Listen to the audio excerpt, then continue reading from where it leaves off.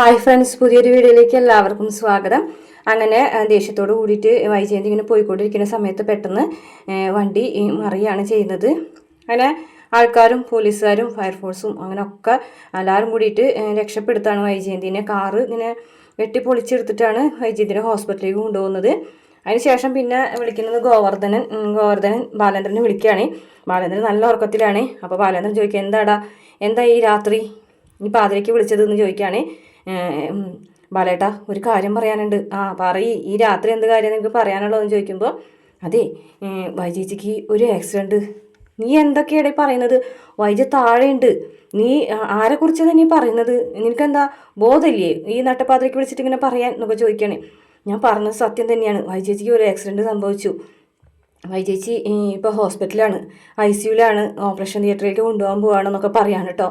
അപ്പോഴേക്കും ബാലേന്ദ്രൻ ചാടി എഴുന്നേൽക്കാണ്. എന്നിട്ട് ഇങ്ങനെ ആകെ ടെൻഷൻ അടിക്കുകയാണ്. എന്ത് ചെയ്യണമെന്ന് ബാലേന്ദ്രൻ ഇങ്ങനെ അറിയുന്നില്ല. കാരണം അരമണിക്കൂർ മുമ്പ് വരെ അവൾ എന്നെ ആയിട്ട് വഴക്കടിച്ച് താഴേക്ക് പോയതാണല്ലോ എന്നൊക്കെ ഗോവർദ്ധനോട് പറയുന്നുണ്ട് കേട്ടോ. അങ്ങനെ അങ്ങോട്ടും ഇങ്ങോട്ടും ഒക്കെ നടക്കുകയാണ് ബാലേന്ദ്രൻ. അതിനുശേഷം ഗോവർദ്ധൻ ശിവന്റെ ഫോണിലേക്ക് വിളിക്കുകയാണ്.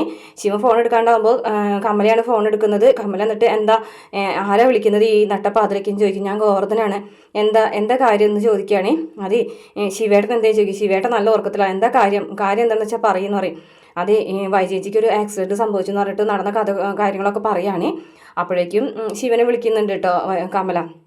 പിന്നെ കാണിക്കുന്നത് മനുവിനെ വിളിച്ചെഴുന്നേൽപ്പിക്കുകയാണ്. ഇത്ര നേരമായി നിന്നെ വിളിക്കുന്നത്, 10 മിനിറ്റ് മുമ്പ് വന്ന് വിളിച്ചിരുന്നില്ല. എന്താ അമ്മ ഈ നട്ടപ്പാതിരയ്ക്ക്? എന്തായാലും നീ കൊണ്ടുവന്ന് മുതലുണ്ടല്ലോ, കൊള്ളാം. അവൾ വലതുകാല് വെച്ച് കയറി വന്നപ്പോഴത്തേനെ വൈജയ്ക്ക് പണി കൊടുത്തു. എന്താ അമ്മ പറയുന്നത്? എന്താ ഇപ്പോൾ സംഭവിച്ചത്? വൈജയ്ക്ക് ഒരു ആക്സിഡൻ്റ് ആയി, ഓപ്പറേഷൻ തിയേറ്ററിലേക്ക് കൊണ്ടുപോകാൻ പോവാം. നിൻ്റെ അച്ഛനും കൊച്ചച്ഛനൊക്കെ അവിടേക്ക് പോയിട്ടുണ്ടെന്ന് പറയുമ്പോഴത്തേനും മനു ആകെ ഞെട്ടിത്തെറിക്കുകയാണ്. ആൻറ്റി, ഇത് ഈ നേരത്തെ എവിടേക്ക് പോയത്? അതൊന്നും അറിയില്ല. എന്തെങ്കിലും കാര്യമായിട്ട് പറ്റിയിട്ടുണ്ടോ? അപ്പോൾ പറയുന്നുണ്ട്, അതൊന്നും എനിക്കറിയില്ല. എന്തായാലും കൊച്ചച്ഛനും അച്ഛനും കൂടിയിട്ട് പോയിട്ടുണ്ട്, ഓപ്പറേഷൻ തിയേറ്ററിലേക്ക് കൊണ്ടുപോകാൻ പോകുന്നതാണ് പറഞ്ഞതെന്ന് പറയാം കേട്ടോ. അപ്പോൾ മനു ആകെ ടെൻഷൻ ആവുകയാണ്. വേഗം തന്നെ ഒരുങ്ങി പോകാൻ പോവുകയാണ്. പിന്നെ കാണിക്കുന്ന ശിവൻ ബാലേന്ദ്രനെ വിളിക്കുകയാണ്. അപ്പോൾ എവിടെയാ ബാലേന്ദ്ര? നീ വീട്ടിലോ? നീ ഇതുവരെ ഇറങ്ങില്ലേ? ഞാൻ ഹോസ്പിറ്റലിലേക്ക് പോകാനായിട്ട് ഇറങ്ങാണ്. ഇത്ര നേരം വേണം നിനക്ക് ഹോസ്പിറ്റലിലേക്ക് എത്താനായിട്ട്? എത്ര നേരമായി എന്നൊക്കെ ചോദിക്കുകയാണ്. ഗോവർദ്ധൻ എന്നെ വിളിച്ച് വിവരം പറഞ്ഞിരുന്നു. പിന്നെ ഇവിടുന്ന് ഫ്ലൈറ്റ് ഒന്നും ഇല്ലല്ലോ ഹോസ്പിറ്റലിലേക്ക് വരാനായിട്ട്. ഡ്രസ്സ് മാറി താഴത്തേക്ക് ഇറങ്ങി ചെന്ന് കാർ എടുത്ത് സ്വയം ഓടിച്ച് പോകണ്ടേ എന്നൊക്കെ ചോദിക്കാൻ കേട്ടോ. നീയല്ലുള്ള ഒരു ഭർത്താവ് എന്ന് പറയട്ടോ. ഈ നേരത്ത് ഭാര്യയ്ക്ക് കാർ ഇടിച്ച് ആക്സിഡൻ്റ് ആയിട്ട് ഇത്രയും സമയമായിട്ടും ഈ ഹോസ്പിറ്റലിലേക്ക് എത്തിയിട്ടില്ല എന്ന് പറയും. പിന്നെ ഏത് ഭാര്യമാരാണ് 1:30 കാർ ഓടിച്ച് കുടുംബത്ത് പറയാതെ പുറത്തേക്ക് പോകുന്നത് എന്ന് ചോദിക്കുകയാണ് കേട്ടോ. നിന്നോട് ഞാനൊന്നും പറയുന്നില്ല. നിന്നോട് എന്തെങ്കിലും പറഞ്ഞിട്ടുണ്ടെങ്കിലേ നീ കൂടിപ്പോവും.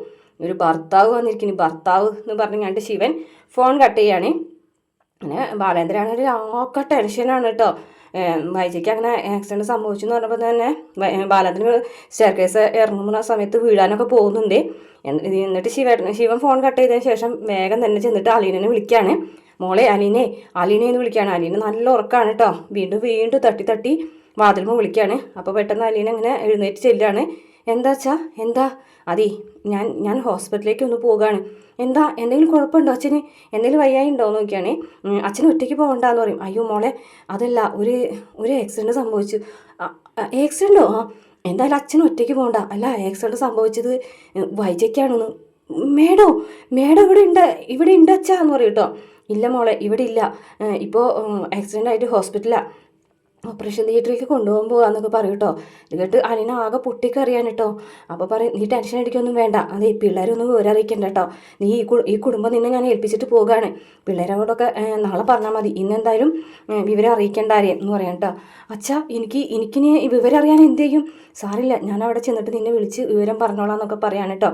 എന്തായാലും പിള്ളേരോടൊന്നും വിവരം പറയാൻ നിൽക്കണ്ടെന്ന് പറയുകയാണെ. അങ്ങനെ അലീനയും കൂടി പിന്നെ കൂടെ ഓടി ചെല്ലുന്നുണ്ട് കേട്ടോ. അച്ഛാ, വിവരം അറിയിക്കണേ എന്നെ, വേറെ എനിക്ക് വഴിയൊന്നും ഇല്ല എന്നൊക്കെ പറയണ്ടേ. അതിനുശേഷം ബാലേന്ദ്രൻ മനുവിനെ വിളിക്കണം. മനു, നീ എവിടെയാ? ഞാൻ ഹോസ്പിറ്റലിലേക്ക് പോയിക്കൊണ്ടിരിക്കുകയാണ്. നിനക്ക് കൂടുതലായിട്ട് എന്തെങ്കിലും വിവരം അറിയോടാ എന്ന് ചോദിക്കുകയാണ്. ഇല്ല അങ്കിളെ, എന്നോട് അമ്മ പറഞ്ഞ കാര്യങ്ങൾ മാത്രമേ എനിക്ക് അറിയുള്ളൂ. ആക്സിഡൻറ്റ് സംഭവിച്ച് ഹോസ്പിറ്റലിലേക്ക് കൊണ്ടുപോയി മാത്രമേ അറിയുള്ളൂ. അച്ഛനും കൊച്ചച്ഛനും കൂടിയിട്ട് അങ്ങോട്ട് പോയിട്ടുണ്ടെന്നൊക്കെ പറയും. എന്നിട്ട് അപ്പോൾ ബാലേന്ദ്രൻ പറയാണ്, എനിക്കും അത് അത്രയേ അറിയുള്ളൂ. എന്തായാലും അങ്കിള് ടെൻഷൻ അടിക്കൊന്നും വേണ്ട, പതുക്കനെ സൂക്ഷിച്ച് വണ്ടി ഓടിച്ച് വന്നാൽ മതി, ടെൻഷനാവൊന്നും വേണ്ട എന്ന് പറയുകയാണ്. അങ്ങനെ മനു ഫോൺ കട്ട് ചെയ്യാണ്. അതിനുശേഷം അലീന വന്നിട്ട് റൂമിൽ ചെന്നിട്ട് ബ്രിജിത്താമ്മയുടെ ഫോട്ടോത്തിലേക്ക് നോക്കിയിട്ട് കരഞ്ഞ് പ്രാർത്ഥിക്കുകയാണ്. എന്തിനാ മമ്മി എന്നെ ഇങ്ങോട്ട് പറഞ്ഞയച്ചത്? ഞാൻ ഒരുപാട് തവണ പറഞ്ഞതല്ലേ എന്നെ ഇങ്ങോട്ട് പറഞ്ഞയക്കേണ്ടെന്ന്. ഒരു കുടുംബം തകർന്നു, ബന്ധങ്ങൾ തകർന്നു. ഇനിയിപ്പോൾ ഞാൻ എന്ത് ചെയ്യണമെന്നും കൂടി മമ്മി എന്നോട് പറഞ്ഞതാന്നൊക്കെ പറയുന്നുണ്ട്. പിന്നെ കാണിക്കുന്നത് പ്രേമമാണ് കേട്ടോ. പ്രമോലാണെന്നുണ്ടെങ്കിൽ ഗോവർദ്ധൻ വന്ന് പറയാണ് വൈജയന്തിക്ക് സീരിയസ് ആണ്, ഒന്നും പറയാറായിട്ടില്ല, അങ്ങോട്ടും ഇങ്ങോട്ടൊന്നും പറഞ്ഞു നിൽക്കുകയാണ്, ഇപ്പോൾ ഒന്നും പറയാൻ പറ്റില്ല എന്നാണ് ഡോക്ടർമാർ പറയണേന്ന് പറയുമ്പോൾ ബാലേന്ദ്രൻ പറയാണ് ഇല്ല അങ്ങനൊന്നും അവൾക്ക് ഇവിടുന്ന് പോകാൻ പറ്റില്ല, ചെയ്ത് എന്നെ മാത്രം പൊട്ടനാക്കിയിട്ട് അവളെങ്ങനെ പോകാം, അവൾ ചെയ്തു വെച്ച കാര്യങ്ങൾക്കൊക്കെ പരിഹാരം കാണണ്ടേ എന്നൊക്കെ പറയാണ് കേട്ടോ. ബാലേന്ദ്രൻ ആകെ ടെൻഷൻ അടിക്കുകയാണ്. ഇതേ സമയം ശിവനോടും അതുപോലെ രാജീവിനോടും മനു ചില കാര്യങ്ങൾ പറയുന്നുണ്ട്. ആൻറ്റിയുടെ ഫ്ലാഷ് ബാക്ക് അത്രയ്ക്ക് നല്ലതൊന്നും അല്ലല്ലോ അല്ലേ എന്ന് ചോദിക്കുകയാണ്. ഇത് കേൾക്കുമ്പോൾ ശിവനും രാജീവിനും ആകെ ഞെട്ടിപ്പോവുകയാണ്. എന്നിട്ട് ആഗ്രയിലെ കാര്യം ആഗ്രയിലെ കാര്യം പറയണ കേൾക്കുമ്പോൾ തന്നെ നമ്മളെ രാജീവിനാകെ ടെൻഷൻ അടിക്കണം. എന്താ ശിവേട്ട ഇവനിങ്ങനെയൊക്കെ പറയുന്നതെന്ന് ചോദിക്കുമ്പോൾ പറയുന്നുണ്ട് അതെ ആഗ്രയിലെ കാര്യം ബാലേന്ദ്രനെ അറിഞ്ഞു എന്നൊരു സംശയമുണ്ട് എന്ന് പറയാം കേട്ടോ. അതെങ്ങനെ അന്നത്തെ സംഭവത്തിലും ഇടയ്ക്കിടയ്ക്ക് ആഗ്രയിലെ കാര്യം ബാലേന്ദ്രൻ പറയുന്നുണ്ടായിരുന്നു. വൈജിയോട് അവൻ ഈ ചെയ്യുന്നതൊക്കെ പ്രതികാരമാണോ എന്ന് എനിക്ക് നല്ല സംശയമുണ്ട് എന്ന് ശിവൻ പറയുകയാണേ. അപ്പോൾ ആഗ്രയിലെ കാര്യം അവൻ എങ്ങനെ അറിഞ്ഞു എന്ന് രാജീവൻ ചോദിക്കുന്നുണ്ട്. അതൊന്നും അറിയില്ല, എന്തായാലും എന്തോ ചെറിയൊരു സംശയങ്ങളൊക്കെ ഉള്ള പോലെ പറയുന്നുണ്ട്. ഇതേ സമയം ബാലേന്ദ്രൻ ആണെന്നുണ്ടെങ്കിൽ സ്വയം പറഞ്ഞു കിടക്കുകയാണ്, ഇല്ല അവൾക്ക് അങ്ങനെ പോകാൻ പറ്റൊന്നുമില്ല, എന്നെ പൊട്ടനാക്കിയിട്ട് അവളെങ്ങനെ പോകാം, അതൊന്നും നടക്കൂല എന്നൊക്കെ പ്രമോൽ ഇങ്ങനെ കാണിക്കുന്നുണ്ട്. ഇത്രയാണ് പ്രമോ കാണിച്ചത്. വീഡിയോ ഇഷ്ടപ്പെട്ട ചാനൽ സബ്സ്ക്രൈബ് ചെയ്ത് സപ്പോർട്ട് ചെയ്യണേ.